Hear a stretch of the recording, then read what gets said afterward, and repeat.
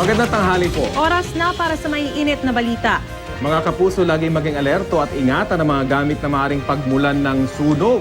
Ngayong Fire Prevention Month, iba't ibang paghahanda at programa ang idinaos sa iba't ibang bahagi ng bansa. Balitang hatid ni Oscar Oida.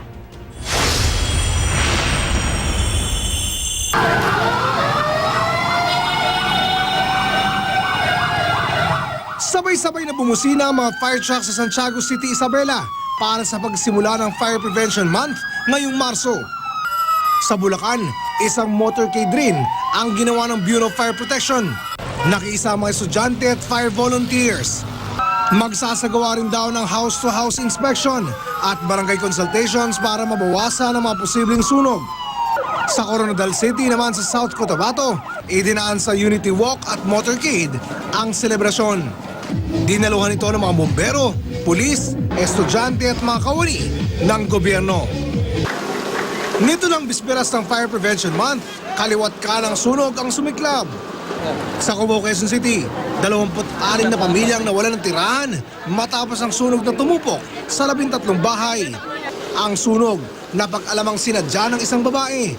Umamin naman itong gumagamit siya ng iligal na droga.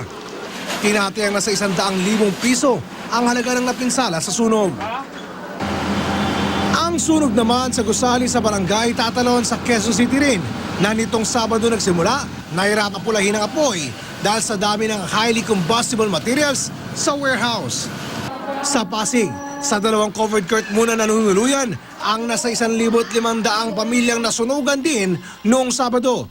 Tinatayang nasa 5 milyong piso ang halaga ng ari-ariang naabo sa sunog na posible raw dulot ng problema sa linya ng kuryente.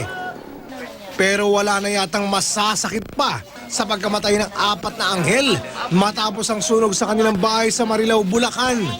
Nakaburol ngayon ang magkakapatid, kabilang ang bunso nilang sanggol. Kwento ng ama ng mga biktima, ang napabayaan nilang kandila ang naging sani ng sunog.